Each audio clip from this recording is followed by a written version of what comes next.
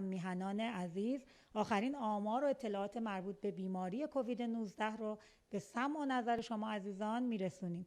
تعداد بیماران شناسایی شده طی 24 ساعت گذشته بر اساس معیارهای تشخیص قطعی 4830 نفر گزارش شدند که از این تعداد 2237 نفر در مراکز درمانی بستری شدند.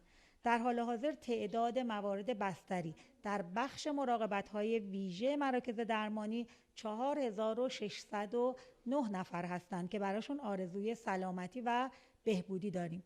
ضمن ابراز همدردی با خانواده‌های داغ دیده، متاسفانه طی 24 ساعت گذشته 279 نفر از هموطنان عزیزمون رو در اثر ابتلا به بیماری کووید 19 از دست دادیم که با احتساب این مجموع جانباختگان تا به امروز به 29349 نفر رسیده است.